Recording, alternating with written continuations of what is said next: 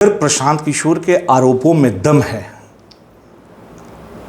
तो यह दम अगर दिखाना होगा तो न्यायालय में आकर दिखाएं। जनता के बीच जो उनके द्वारा भ्रमित किया जा रहा है जनता को, प्राथमिकी दर्ज कराई है और प्राथमिकी दर्ज हो गई और मैं उच्चतम न्यायालय सुप्रीम कोर्ट तक मैं इस मामले को ले जाऊंगा। उनकी छवि को खराब करने के लिए प्रशांत किशोर ने लगातार प्रयास कर रखा है और उनके द्वारा किया जा रहा है। एक मीडिया डिजिटल के कॉन्क्लेव में प्रशांत किशोर के द्वारा हमारे नेता, हमारे अभिभावक आदरणीय सम्राट चौधरी जी के प्रति यह कहना कि वह 7वीं फेल हैं, उनका नाम ये नहीं वो है। नमस्कार मित्रों, वेलकम टू माय शो। आपके साथ मैं हूं शिवपूजन झा और आज हमने इनवाइट किया है कृष्ण कुमार कल्लू जी। आप भाजपा के नेता हैं और हाल के दिनों में ये सुर्खियों में एक बार फिर से आए क्योंकि इन्होंने प्रशांत किशोर के खिलाफ एक केस दर्ज करा दिया है, बाकायदा FIR। वजह, प्रशांत किशोर लगातार हमलावर हैं। पहले प्रदेश अध्यक्ष दिलीप जायसवाल के खिलाफ बहुत सारे गंभीर आरोप उन्होंने लगाए और उसके तुरंत बाद फिर सम्राट चौधरी पर भी आरोप लगाए। तो कल्लू जी, हम आपको बहुत स्वागत करते हैं आपका अपने स्टूडियो में। धन्यवाद। क्या है ये FIR? आपने गांधी मैदान में प्रशांत किशोर के खिलाफ FIR दर्ज कराया। एक तो FIR की कॉपी हमारे दर्शकों को दिखा दें और हम चाहते हैं कि बताएं कि क्यों किया आखिर ये FIR। ये प्राथमिकी दर्ज हमने पटना के गांधी मैदान थाने में करवाई। इसके पीछे एक महत्वपूर्ण कारण थे। महत्वपूर्ण कारण ये था कि जनसुराज के जो संस्थापक हैं प्रशांत किशोर, उनके द्वारा लगातार हमारे जो नेता हैं, अभिभावक हैं और बिहार के लोकप्रिय उप मुख्यमंत्री आदरणीय सम्राट चौधरी, वहीं दूसरी ओर हमारे पार्टी के जो प्रदेश अध्यक्ष हैं, जिनके हाथों में पूरे बिहार भाजपा की कमान है, जिनकी एक छवि बहुत ही अव्वल क्लास का है, मार्वेलस है, उनकी छवि को खराब करने के लिए प्रशांत किशोर ने लगातार प्रयास कर रखा है और उनके द्वारा किया जा रहा है। एक मीडिया डिजिटल के कॉन्क्लेव में प्रशांत किशोर के द्वारा हमारे नेता, हमारे अभिभावक आदरणीय सम्राट चौधरी जी के प्रति यह कहना कि वह 7वीं फेल हैं, उनका नाम ये नहीं वो है, ये पूरी तरीके से बेबुनियाद है। इसीलिए आपने FIR करवाया। लेकिन इसे विचित्र विडंबना आप नहीं कहेंगे कि दोनों नेता की तरफ से अभी तक कोई बयान नहीं आया, कोई खंडन नहीं आया। आप चाहते तो शुरुआती दौर में ही, जैसे ही दिलीप जायसवाल पर प्रशांत किशोर ने ऐसे गंभीर आरोप लगाए थे मेडिकल कॉलेज को हड़प लेने का, उस वक्त आप मानहानि का केस भी कर सकते थे। हमारे नेता प्रदेश अध्यक्ष आदरणीय दिलीप जायसवाल जी ने एक मीडिया इंटरव्यू में उन्होंने स्पष्ट किया कि इनके द्वारा लगाया गया आरोप बेबुनियाद है। उसके पूर्व हमारे पार्टी की ओर से जो मीडिया के इंचार्ज हैं, उन्होंने भी पत्र, प्रेस रिलीज जारी करके उन्होंने मीडिया को इस बात से अवगत करा दिया कि प्रशांत किशोर के द्वारा जो लगाया गया आरोप है वो पूरी तरीके से बेबुनियाद है। देखिए कल्लू जी, इसको हम लोग अंग्रेजी में कहते हैं ऑस्ट्रिच सिंड्रोम। कि आंधी जब आती है, ऑस्ट्रिच क्या करता है, अपने गर्दन को रेत के अंदर डुबा लेता है ताकि आंधी दिखे ना। पीजन सिंड्रोम से भी आप वाकिफ होंगे कि बिल्ली अगर अटैक करती है तो क्या करता है, कबूतर आंख बंद कर लेता है। मुझे ऐसा ही प्रतीत हो रहा है। इतने गंभीर आरोप और आप मीडिया में आकर के खंडन कर रहे हैं। आपको तो चाहिए था कि उस वक्त आप मानहानि का केस करते, कोर्ट जाते। अशोक चौधरी ने कर रखा है ना, वैसे ही आप लोग भी करते। यानी कि कहीं ना कहीं आपका कोई एक्शन नहीं लेना इस बात की तस्दीक कर रहा है कि प्रशांत किशोर के आरोपों में कुछ ना कुछ बुनियाद जरूर है। अगर प्रशांत किशोर के आरोपों में दम है तो यह दम अगर दिखाना होगा तो न्यायालय में आकर दिखाएं। जनता के बीच जो उनके द्वारा भ्रमित किया जा रहा है जनता को, वैसे जनता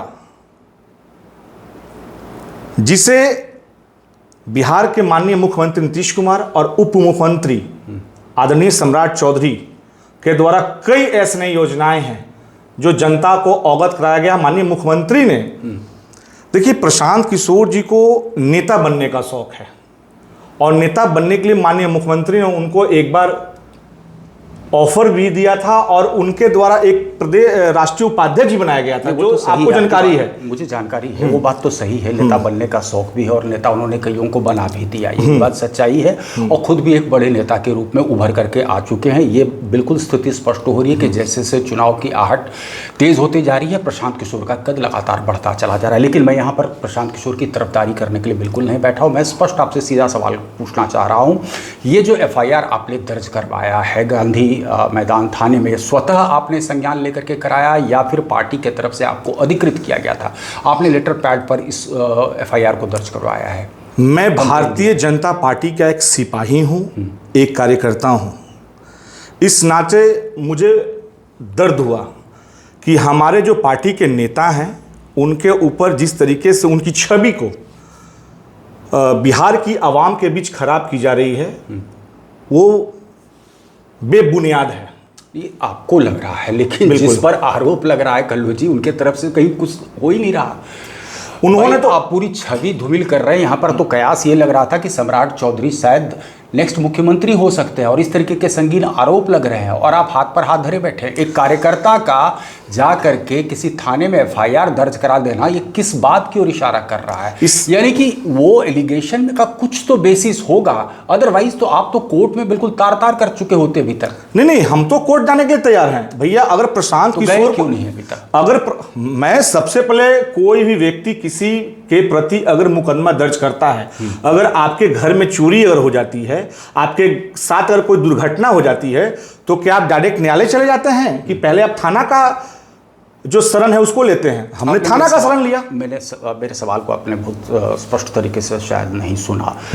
मैं कह रहा हूं कि पार्टी का एक कार्यकर्ता, आपको मैंने देखा है सड़कों पर आप किस तरीके से हर मुद्दे को लेकर के हर वक्त झंडा पार्टी का उठाते रहते, इसके पहले किसी दूसरी पार्टी का उठाते थे। वहाँ पर शायद आप जैसे कर्मठ कार्यकर्ताओं की पूछ नहीं हुई, तो आप आज भाजपा में आए हैं। भाजपा में स्वतः संज्ञान लेते हुए आप अपने 2 ऐसे नेता जो शायद आपके पॉलिटिकल ग्रोथ में आपकी मदद कर सकते हैं, आज आप उनकी आवाज़ खुद बन रहे हैं। उनके तरफ से आपको नहीं कहा गया। पार्टी का दूसरा सारा जितना भी बड़ा नेता है वो सब इस मामले में चुप्पी साधे हुए है, तो जनता ये सवाल तो करेगी ना कल्लू जी। मैं यहाँ पे आपको स्पष्ट क्लियर कर दूं कि दोनों नेताओं के द्वारा हमारी बातचीत हुई है या नहीं हुई है, इसे आप मतलब बंद अंदाजा नहीं लगा। नहीं, उसे बंद मतलब डब्बा में जो कहते हैं ना उसको रहने दीजिए, बंद कमरे में रहने दीजिए। अच्छा, क्या लग रहा है, क्या हासिल करना चाह रहे हैं प्रशांत किशोर ऐसे गंभीर आरोप लगा कर? और ऐसा नहीं है कि सिर्फ भाजपा को टारगेट कर रहे हैं, वो तो बार बार 9वीं फेल कह रहे हैं तेजस्वी यादव को भी, उस तरफ भी, मतलब दोनों तरफ वो तलवार भांज। मैं उसी पे आ रहा हूँ। प्रशांत किशोर का जो शुरुआत हुआ राजनीतिक, शायद मुझे थोड़ी बहुत जानकारी है चंपारण, और हम और आप जिसे बापू कहते हैं, महात्मा गांधी, उन्होंने भी वहीं से, समझ रहे हैं बातों चीज़ों को, और प्रशांत किशोर जी का जो झंडा है, फ्लैग उनके पार्टी का, उस फ्लैग पे महात्मा गांधी की तस्वीर और भारत के संविधान के जो रचयिता है, निर्माता है, अंबेडकर साहब की तस्वीर है। सर, मैं आपके कैमरे के माध्यम से प्रशांत जी से यह पूछना चाहता हूं कि क्या प्रशांत जी, जिस शराब की बात आप कहते हैं, जिस अल्कोहल की बात आप कहते हैं कि बिहार में हमारी सरकार बनेगी तो मैं खुलवाऊंगा, तो क्या गांधी जी और अंबेडकर जी इसके पक्षधर थे? हम भी शांतर हो जाएंगे। तो देखिए, नहीं, ठीक है, मैं पूछना भैया, जिस तरीके से ये तो आपने एक बात कही, लेकिन हमको एक चीज़ समझाइए स्पष्ट तरीके से। जिस हिसाब से उन्होंने राजनीति की नींव रखी यहाँ पर पैदल यात्रा करके, और जो संपर्क साध रहे हैं वो दूर दराज के गाँव में जा करके, उनसे कड़ी मेहनत तो और कोई नहीं कर रहा है। ऐसे लोग भी हैं यहाँ पर राजनीति में जो कहते हैं कि born with a silver spoon और पिताजी की विरासत मिल गई, उसको ही अब वो संभालने की कोशिश कर रहे हैं। प्रशांत किशोर की राजनीति वैसी नहीं है, ये मेहनत करके अपने आप को चमकाने की कोशिश कर रहे हैं। आप इत्तेफाक रखते हैं? प्रशांत किशोर को अगर हम सुपारी किलर भी कहें तो कम है। वो कैसे? वो कैसे मैं बता दूं। प्रशांत किशोर के द्वारा एक कंपनी चलाई जाती है। प्रशांत किशोर खुद यूने में थे, शायद आपको जानकारी भी होगा। भैया कौन सी ऐसी जरूरत पड़ गई कि प्रशांत किशोर को बिहार की आवाम की चिंता होने लगी? मैं तो इसके पूर्व कहा आपको, एक मिनट सर कर सकता है। आप देखिए ना, जदयू के अंदर से ही तमाम जो नेता हैं वो क्या कह रहे हैं कि निशांत को राजनीति में आ जाना चाहिए, क्योंकि हाल के दिनों में देखा कि निशांत पब्लिक फोरम पे आकर के बयानबाजी कर रहे थे। अच्छा, रामविलास पासवान के बेटे वो भी राजनीति में आ गए, लालू जी के बेटे वो भी राजनीति में आ गए, तो इसमें कहीं मुझे लगता है कि कोई बहुत आपत्ति किसी को नहीं होनी चाहिए। मुझे है नहीं, लेकिन मैं उसी पे आ रहा हूँ ना। लेकिन अगर प्रशांत किशोर जी को बिहार गलत, प्रशांत किशोर क्यों आए हैं राजनीति में? वो दसों दिशा राजनीति की प्रशांत किशोर दसों दिशा अगर बदलनी है तो उनको तो मुख्यमंत्री ने ऑफर दिया था, उनके पार्टी में थे।